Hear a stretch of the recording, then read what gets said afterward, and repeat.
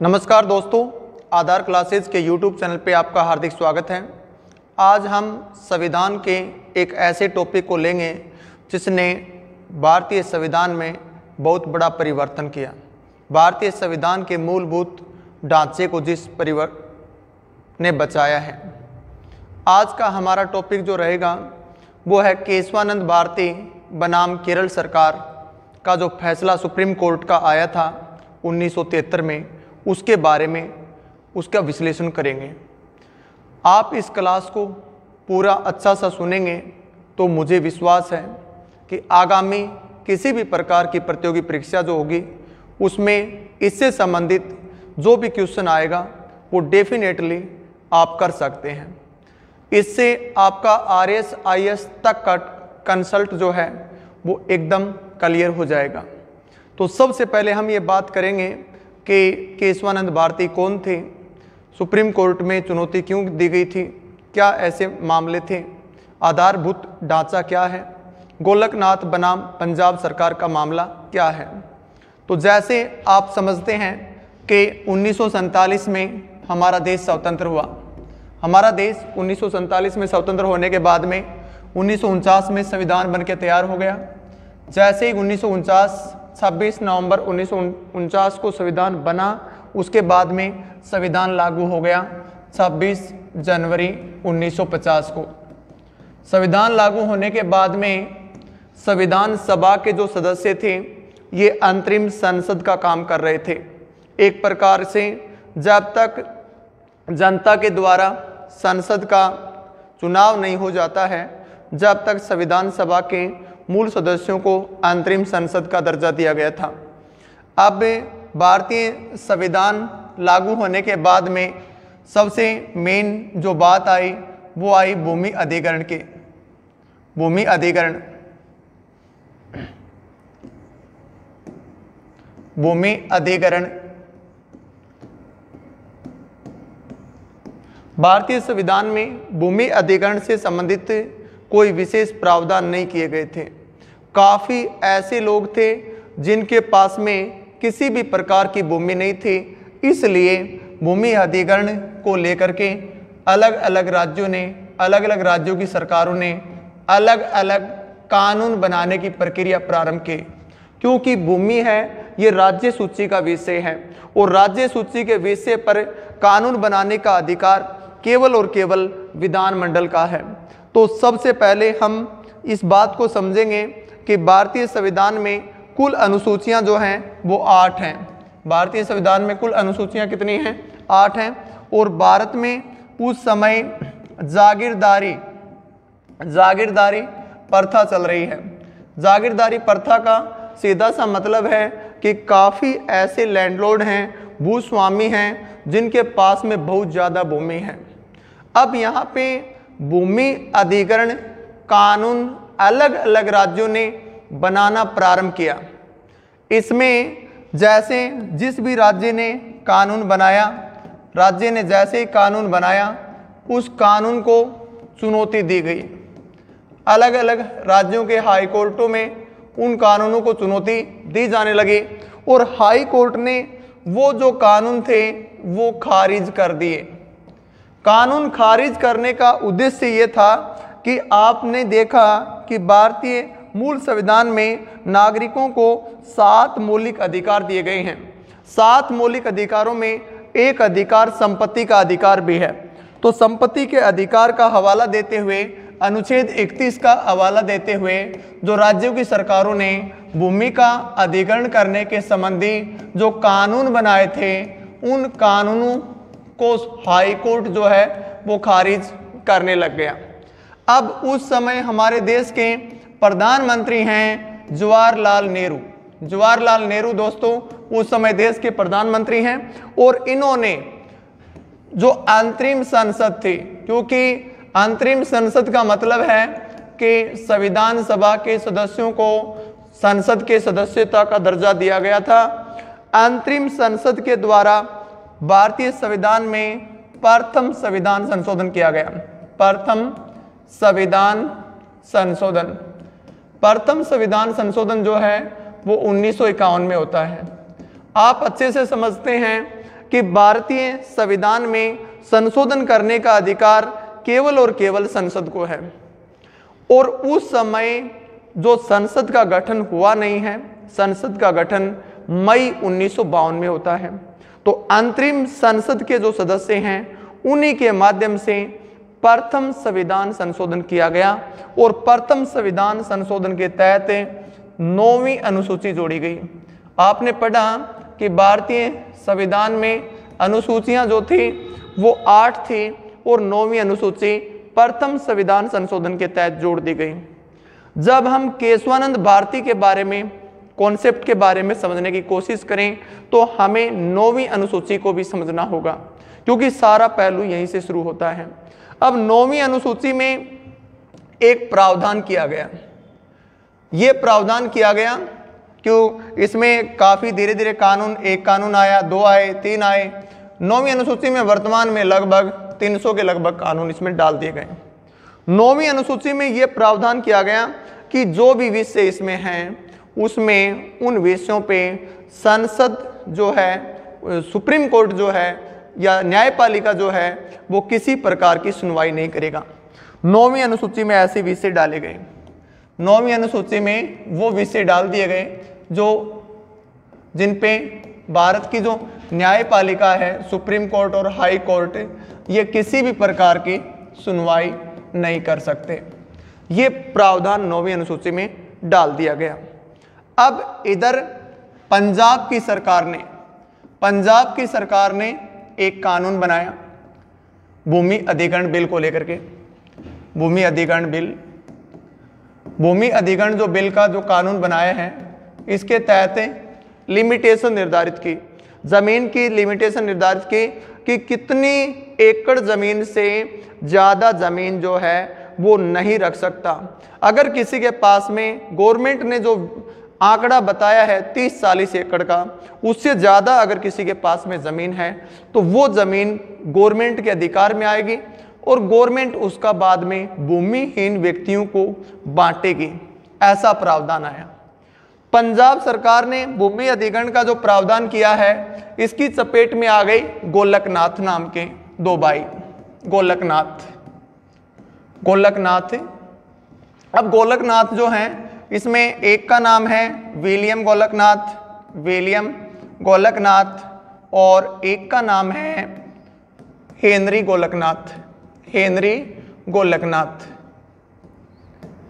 गोलकनाथ और विलियम गोलकनाथ दोनों भाई हैं। इनके पास में अमृतसर के आसपास, जालंधर के आसपास इनकी ज़मीन है। जालंधर के थे और जालंधर के आसपास इनकी ज़मीन है। इनके पास में 500 एकड़ भूमि है। 500 एकड़ भूमि है तो इन्हें सरकार का नोटिस मिल गया कि आपकी जो ज़मीन है उसका अधिग्रहण होगा। तो इन्होंने चंडीगढ़ हाई कोर्ट में याचिका डाली। उस समय पंजाब हरियाणा का जो हाई कोर्ट, हरियाणा तो बना भी नहीं था, पंजाब का जो हाई कोर्ट था चंडीगढ़, उसमें याचिकाएं डाली गई इस केस की और चंडीगढ़ हाई कोर्ट में ये केस हार गए। चंडीगढ़ हाई कोर्ट में सुनवाई होने के बाद में इन्होंने इसकी अपील की सुप्रीम कोर्ट में। जैसा कि आप जानते हैं कि भारत का सर्वोच्च न्यायालय जो है, भारत का जो सुप्रीम कोर्ट है वो सर्वोच्च अपीलीय न्यायालय है। हाई कोर्ट में अगर कोई किसी मामले में संतुष्ट नहीं है तो वो अपना अपील सुप्रीम कोर्ट में कर सकता है। अब सुप्रीम कोर्ट में ये मामला आया और ये केस का जो फैसला आया, गोलकनाथ बनाम पंजाब सरकार 1967 के नाम से डिसीजन आता है। सुप्रीम कोर्ट ने इस केस की सुनवाई करने के लिए 11 न्यायाधीशों की पीठ निर्धारित की। न्यायाधीशों की पीठ जो बनाई उसमें टोटल कितने न्यायाधीश लिए गए? 11 न्यायाधीश लिए गए। आप यहाँ पे ये भी क्लियर कर लें कि न्यायाधीशों की पीठ का क्या मतलब है। जब कोई कॉम्प्लिकेटेड मामला सुप्रीम कोर्ट या हाई कोर्ट में आता है तो पार्टिकुलर किसी एक या 2 न्यायाधीश को उसकी सुनवाई नहीं दी जाती। सुप्रीम कोर्ट के मुख्य न्यायाधीश की अध्यक्षता में उसके लिए एक पीठ गठित की जाती है। पीठ का यहाँ पे सीधा सा मतलब है ग्रुप ऑफ जजेज, न्यायाधीशों का समूह, और उस समूह में मिनिमम 5 न्यायाधीश तो होने ही चाहिए। तो गोलकनाथ बनाम पंजाब सरकार के मामले की सुनवाई करने के लिए 11 न्यायाधीशों की पीठ का निर्धारण किया गया। उस समय सुप्रीम कोर्ट के जो मुख्य न्यायाधीश थे के सुब्बा राव, उनका नाम था के सुब्बा राव। के सुब्बा राव की अध्यक्षता में 11 न्यायाधीशों की पीठ बनी। गोलकनाथ बनाम पंजाब सरकार के नाम से डिसीजन दिया गया। उनके द्वारा जो चुनौती दी गई थी उसमें डिसीजन ये आया उस समय कि ये फैसला 6-5 से फैसला आया। 6-5 का मतलब है कि 6 न्यायाधीशों ने जो फैसला दिया है वो उसका फैसला माना जाता है, बहुमत देखा जाता है उसमें फैसले में। तो 6-5 से जो फैसला आता है उसमें ये कहा गया कि संसद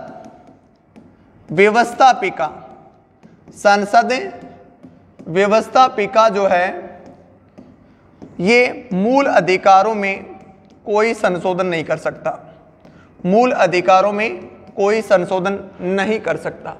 आप ये समझेंगे कि मूल अधिकारों में संशोधन करने का मामला यहाँ पे कहाँ आ गया।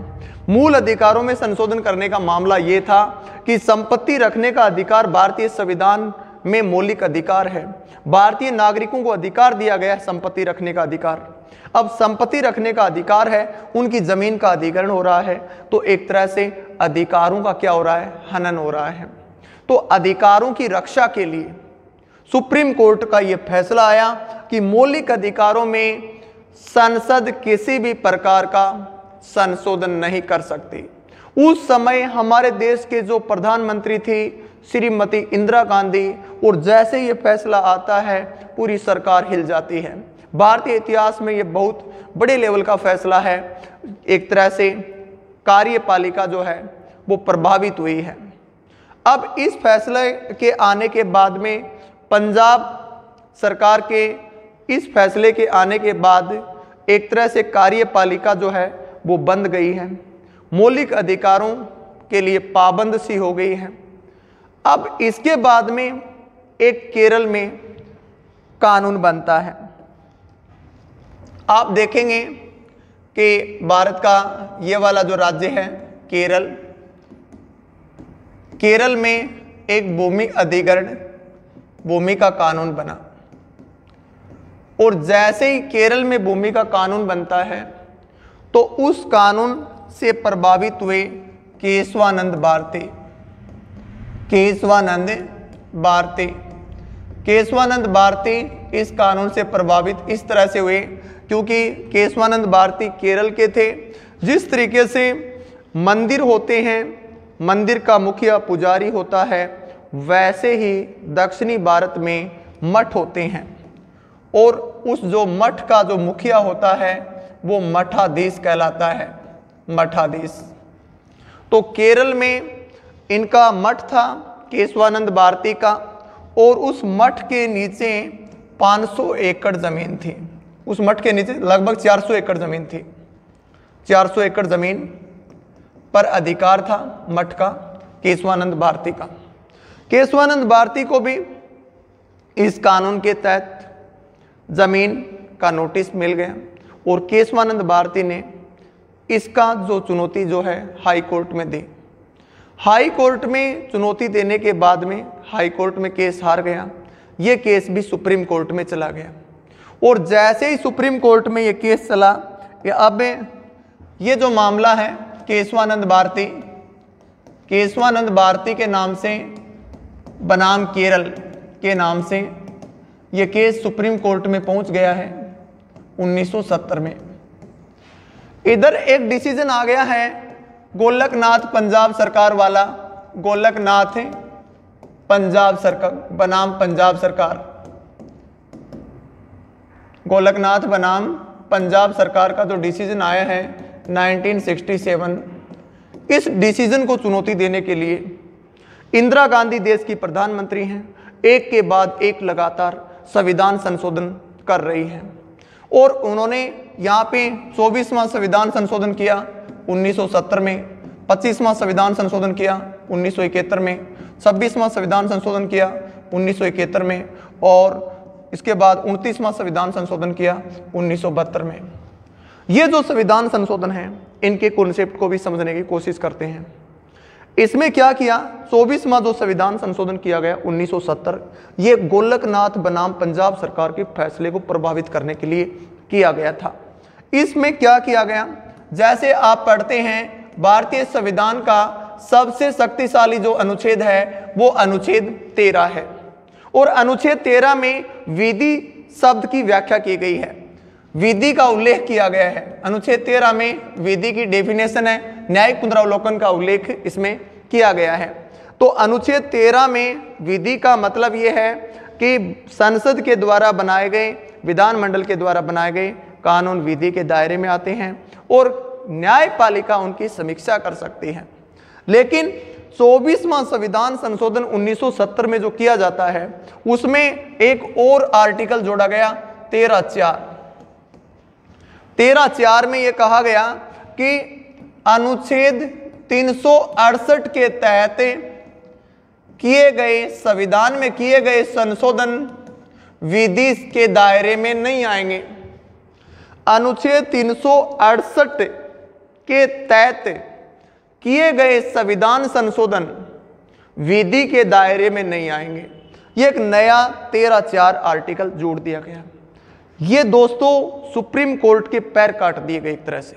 सुप्रीम कोर्ट जो है वो, या न्यायपालिका के पैर काट दिए गए एक तरह से। न्यायपालिका समीक्षा नहीं कर सकता कि अनुच्छेद 368 के तहत अगर कोई संशोधन किया जा रहा है संविधान में भारत की व्यवस्थापिका के द्वारा, तो उस पे न्यायपालिका किसी प्रकार की समीक्षा नहीं करेगी। यह फैसला इंदिरा गांधी के काल में आया, और जैसे ही यह फैसला आया उसके बाद में अगला एक संशोधन और आता है।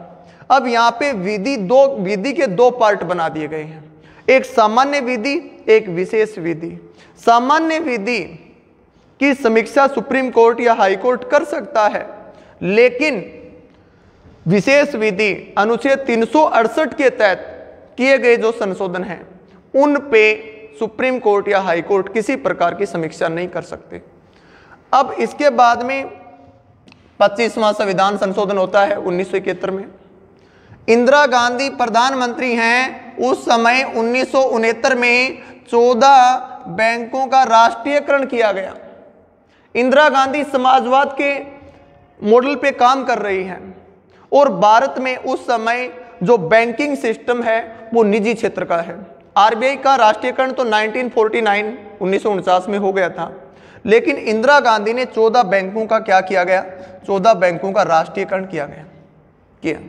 जैसे राष्ट्रीयकरण किया 14 बैंकों का, उसके बाद में इसे सुप्रीम कोर्ट में चुनौती दी गई, और इस चुनौती में फैसला दिया गया कि इस तरीके से आप इन बैंकों का राष्ट्रीयकरण नहीं कर सकते, और इन बैंकों के राष्ट्रीयकरण करने के लिए एक और संविधान संशोधन किया गया, 25वां संविधान संशोधन 1971।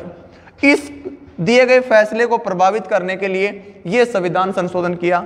बैंकों के राष्ट्रीयकरण संबंधी जो फैसला आया था कि इस तरीके से आप बैंकिंग सिस्टम जो है प्राइवेट सेक्टर का, उसका राष्ट्रीयकरण नहीं कर सकते, इसको प्रभावित करने के लिए कौन सा संशोधन किया गया, 25वां संशोधन किया गया 1951 में, और 24वां संशोधन 1970 में किया गया, जिसके तहत सब पार्ट 13(4) जोड़ा गया।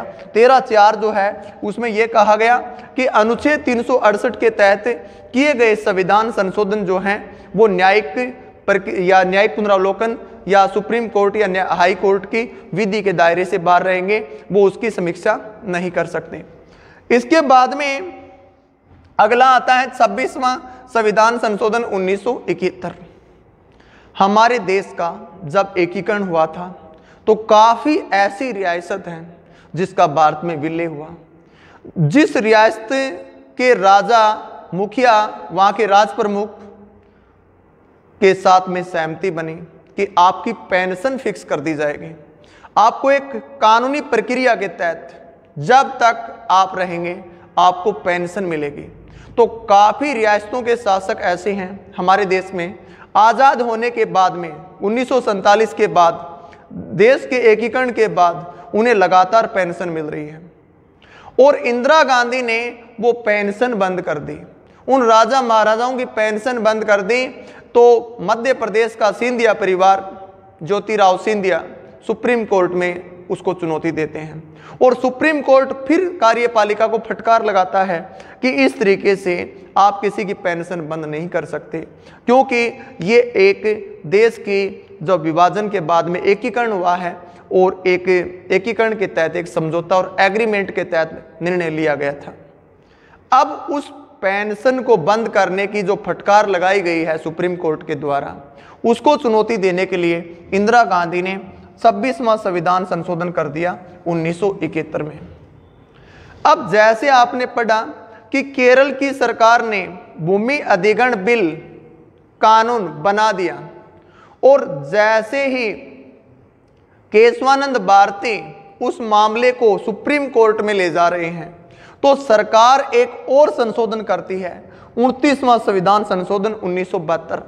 और ये 29वां जो संविधान संशोधन है 1972 का, इसमें यह व्यवस्था की गई कि जो 2 कानून और बनाए थे केरल में, वो कानून 9वीं अनुसूची में ऐड करने के लिए, उन कानूनों को 9वीं अनुसूची में ऐड करने के लिए ये 29वां संविधान संशोधन किया गया 1972 में, ताकि उनका जो मामला है केशवानंद भारती का, वो सुप्रीम कोर्ट के दायरे में न आए।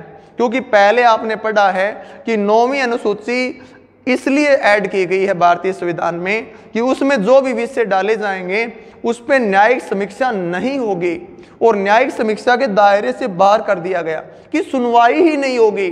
तो केशवानंद भारती बनाम केरल सरकार का जो फैसला तो बाद में आता है, लेकिन इस केस पे कोर्ट, भारत की न्यायपालिका जो है किसी प्रकार की सुनवाई न करे, उसे रोकने के लिए 29वां संविधान संशोधन किया गया। अब इसके बाद में आगे की जो प्रक्रिया पढ़ेंगे अपन, केशवानंद भारती फैसले में, केशवानंद भारती बनाम केरल, केशवानंद भारती बनाम केरल 1973। ये जो फैसला आता है, ये फैसला आता है 24 अप्रैल 1973 को। सुप्रीम कोर्ट के द्वारा केशवानंद भारती बनाम केरल सरकार का जो फैसला आता है वो 24 अप्रैल 1973 को आता है। अब केशवानंद भारती का जो केस है, इस केस को सुप्रीम कोर्ट के सामने जो वकालत करते हैं, इनका पक्ष रखते हैं इस केस का, वो एक भारत का प्रतिष्ठित वकील है और उस वकील का नाम है नाना पारखीवाला।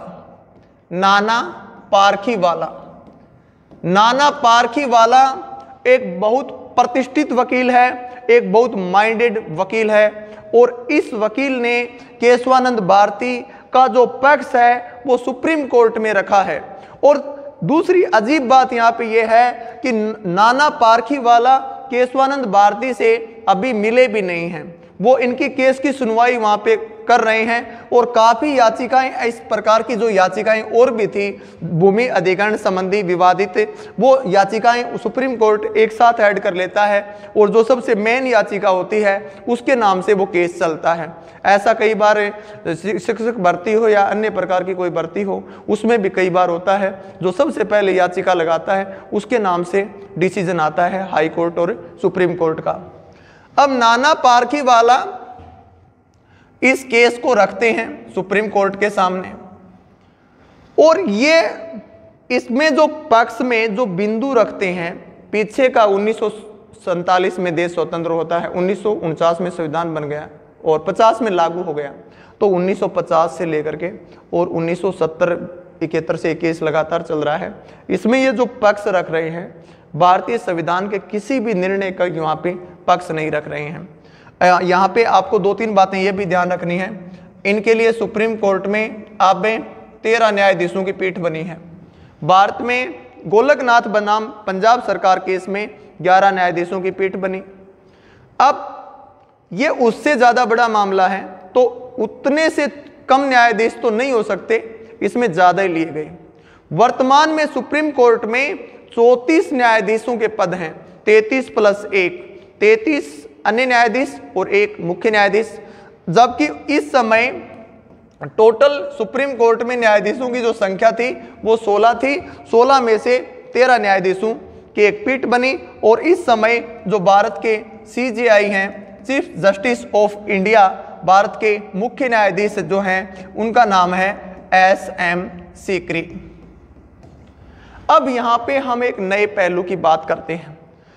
नाना पारखीवाला ने सुप्रीम कोर्ट में जो तर्क दिया है वो तर्क क्या दिया उसको समझते हैं। अब नाना पारखीवाला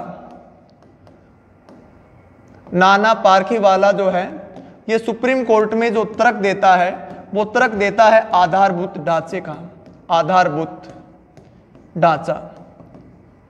अब आधारभूत ढांचा क्या है इसके बारे में समझने के लिए हमें चलना पड़ेगा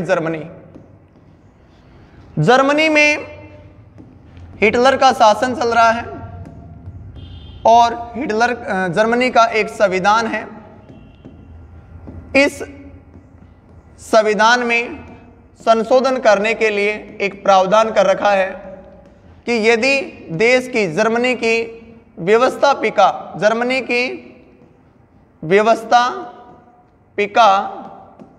2/3 बहुमत से प्रस्ताव पारित करता है तो जर्मनी के संविधान में क्या हो जाएगा, संशोधन हो जाएगा।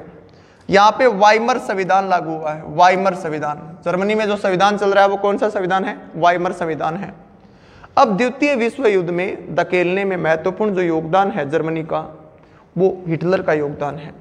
जब हिटलर जर्मनी का मुखिया है और हिटलर पूरा शासन अपने हाथ में ले लेता है 1933 में, हिटलर जर्मनी का सर्वा बन जाता है 1933 में, तो उस समय एक कानून जारी करता है।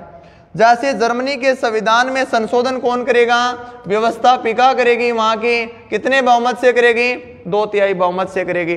अब हिटलर ने 1933 में यहाँ एक बात कही कि जो अधिकार व्यवस्थापिका के पास में हैं आगे से वो अधिकार कार्यपालिका के पास भी रहेंगे, वो अधिकार कार्यपालिका के पास भी रहेंगे। मतलब कार्यपालिका, उस देश का प्रधानमंत्री और मंत्रिपरिषद भी संविधान में डायरेक्ट संशोधन कर सकते हैं।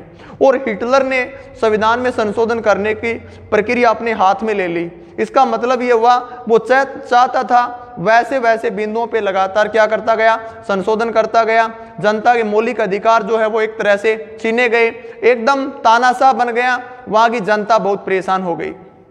जब जर्मनी कंप्लीटली स्वतंत्र हुआ, जर्मनी का दोबारा संविधान बना, तो यहाँ पे जर्मनी का एक ऐसा संविधान बना जिसका बेसिस ऑफ कॉन्स्टिट्यूशन कहते हैं, basis of constitution, basis of constitution, आधारभूत ढांचे पर, आधारभूत ढांचे पर आधारित, आधारभूत ढांचे पर आधारित संविधान। अब ये आधारभूत ढांचे पर आधारित संविधान का मतलब ये हुआ कि संविधान में कुछ ऐसे पहलू डाले गए जिन पहलुओं पे किसी भी प्रकार का संशोधन नहीं होगा। संविधान का एक ऐसा बेसिस, एक ऐसा मूल ढांचा बनाया गया जो लंबे समय तक चलने वाला संविधान बनाया गया। उस ढांचे में जैसे लोकतांत्रिक प्रणाली है, संघात्मक शासन है, संघात्मक शासन हो गया और संविधान की सर्वोच्चता हो गई, ऐसे काफी पहलुओं पे बात हुई। इसमें स्वतंत्रता की बात हुई, मौलिक अधिकारों की बात हुई, लोकतंत्र की बात हुई, ये बेसिस ऑफ कॉन्स्टिट्यूशन में डाला गया। और ये संविधान में ये पहलू आया कहां से, ये एक जर्मनी में यूनिवर्सिटी है प्रसिद्ध, हिंडलबर्ग, हिंडलबर्ग यूनिवर्सिटी, हिंडलबर्ग। और हिंडलबर्ग यूनिवर्सिटी के प्रोफेसर हैं कॉनरोड, कॉनरोड नाम के व्यक्ति वहां पे एक प्रतिष्ठित प्रोफेसर हैं। और इन्हीं प्रोफेसर ने ये आधारभूत ढांचे, आधारभूत ढांचे का सिद्धांत दिया है।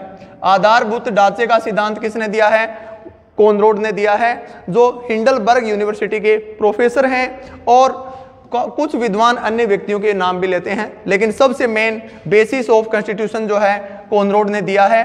अब क्या होता है, कॉनरोड भारत यात्रा पे आते हैं 1965 में। 1965 में इनको BHU में बुलाया गया। BHU मतलब बनारस हिंदू यूनिवर्सिटी, बनारस हिंदू विश्वविद्यालय में इन्हें एक महत्वपूर्ण स्पीच के लिए बुलाया गया 1965 में। और कॉनरैड यहाँ पे आते हैं और अपना भाषण देते हैं, और अपना भाषण देते हैं आधारभूत ढांचे पे। किस पे देते हैं? आधारभूत ढांचा। संविधान का आधारभूत ढांचा क्या होता है? उसमें किसी प्रकार का परिवर्तन नहीं होना चाहिए। सरकारें आएंगी जाएंगी, कोई सरकार तानाशाही न कर पाए। जनता के हितों की रक्षा जो है वो आधारभूत ढांचे के आधार पे ही हो सकती है। अब यहाँ पे क्या होता है, हम बात कर रहे थे नाना पालखीवाला।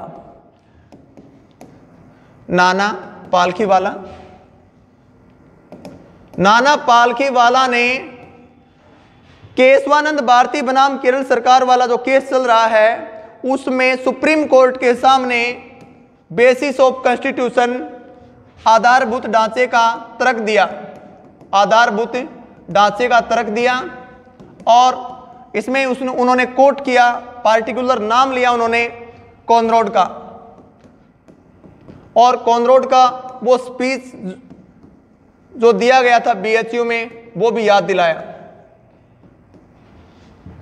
तो यहां पे तर्क ये बनता है कि इंदिरा गांधी की सरकार में जो संशोधन हुए हैं 24वां, 25वां, 26वां और 29वां, क्या ये इलीगल हैं? उसने कहा संविधान संशोधन इलीगल नहीं है, लेकिन मेन बात यह है कि संविधान की कुछ ऐसी फीलिंग है, संविधान की कुछ ऐसी भावना है, वो चेंज नहीं होनी चाहिए। अब ये जो बात रखी गई थी, ये बात उन न्यायाधीशों में आपने पढ़ा, इस केस में 13 न्यायाधीशों की पीठ बनी है। कितने न्यायाधीशों की पीठ बनी है? 13 न्यायाधीशों की पीठ बनी है। और उस समय भारत के CJI कौन है? SM सीकरी हैं। उस समय भारत के सुप्रीम कोर्ट के मुखिया कौन है? SM सीकरी हैं। अब इन्होंने 13 न्यायाधीशों ने लगातार 68 दिन तक लगातार सुनवाई की इस केस की। केशवानंद भारती वाला जो मामला है इसकी सुनवाई की उन्होंने लगातार 68 दिन, और एक तरह से संविधान को स्कैन किया गया। संविधान की एक एक प्रस्तावना के एक एक वर्ड को स्कैन किया गया। एक तरह से अपन बोल सकते हैं संविधान की MRI की उन्होंने, अच्छे से MRI की कि बीमारी क्या है इसमें, बीमारी को ढूंढने की कोशिश की, संविधान क्या चाहता है। 68 दिन के सुनवाई के बाद में और नाना पालखीवाले के आधारभूत ढांचे के तर्क को समझा, इसमें 13 में से जो फैसला आया वो 7-6 में आया। नाना पालखीवाले ने जो तर्क दिया था वो 7 न्यायाधीशों के समझ में आया। अब यहाँ पे ये जो फैसला आता है, ये फैसला आता है 24 अप्रैल 1973 को। केशवानंद भारती बनाम केरल सरकार का फैसला आता है 24 अप्रैल 1973 को। अब आपके माइंड में क्वेश्चन आया होगा कि इसमें क्या फैसला आया? क्या केशवानंद भारती जीत गए? केशवानंद भारती केस हार गए, लेकिन भारत की जनता जीत गई, भारत का संविधान जीत गया, भारत का भविष्य जीत गया। आप सोचेंगे ये क्या मतलब हुआ? ये मतलब ये हुआ कि एक तो गोलकनाथ बनाम पंजाब सरकार, गोलकनाथ बनाम पंजाब सरकार का जो डिसीजन है, गोलकनाथ बनाम पंजाब सरकार का जो डिसीजन है 1967, उसमें कहा गया था कि मूल अधिकार जो हैं इसमें संसद संशोधन नहीं कर सकता, इसको बदल दिया गया। अब कहा गया कि इस फैसले के तहत संसद देश की व्यवस्थापिका संविधान में किसी भी प्रकार का संशोधन कर सकता है, लेकिन संविधान के मूल ढांचे को नहीं बदल सकता। संविधान का मूल ढांचा क्या है? संविधान का मूल ढांचा है संघात्मक शासन, संविधान की सर्वोच्चता, एकल नागरिकता। और दूसरी यहाँ पे बात यह है कि संविधान का मूल ढांचा फिक्स नहीं है। सुप्रीम कोर्ट ने कह दिया कि आप संशोधन करते जाइए, हमें यह लगेगा कि हाँ यहाँ पे गड़बड़ हो रही है, हम उस संशोधन को खारिज कर देंगे। आपकी छूट है, आप जो मर्जी आए जितने संशोधन करें। अब लगातार व्यवस्थापिका जो है संशोधन करती है, संसद संशोधन करती है। पीछे आपने देखा था कि नरेंद्र मोदी सरकार आई 2014 में और इन्होंने एनजेक लेके आए थे कोलिजियम के स्थान पे। 99वां संविधान संशोधन किया 2015 में और सुप्रीम कोर्ट ने संविधान के मूल ढांचे को, कार्यपालिका जो है व्यवस्थापिका के अंदर इंटरफेयर न करे, उसका तर्क मानते हुए उस 99वें संविधान संशोधन को खारिज कर दिया। तो केशवानंद भारती हार गए का मतलब है कि वो जमीन तो सरकार को देनी पड़ी, लेकिन आगे के लिए सारा मैटर क्लियर हो गया। 1950 से लेकर के 1973 तक का जो संवैधानिक रूप था वो 1973 से लेकर के अभी 2023 तक का बदल गया। मतलब काफी ऐसे अड़चनें डाल दी गई थी जिसको लेकर के हम supreme court, high court, Bharat की जनता नहीं जा सकते थे। अब वो सारी बातें क्या हो गई, खारिज हो गई हैं। अब सुप्रीम कोर्ट में संविधान में किए गए संशोधन, कार्यपालिका, व्यवस्थापिका या विधानमंडल के द्वारा बनाए गए नियम को चुनौती सुप्रीम कोर्ट में दी जा सकती है और सुप्रीम कोर्ट को ऐसा लगता है कि संविधान का जो मूल ढांचा है वो प्रभावित हुआ है तो उसे खारिज कर सकता है। तो हमने ये समझा कि गोलकनाथ बनाम पंजाब सरकार और केशवानंद भारती बनाम केरल सरकार के बारे में। मैं आशा करता हूं कि आपको कॉन्सेप्ट समझ में आया होगा कुछ। आप एक बार इस पूरी क्लास को अच्छे से देखें, क्लास को शेयर कीजिए। अगर आपको क्लास अच्छी लगी हो तो कमेंट बॉक्स में आप जरूर बताएं। धन्यवाद।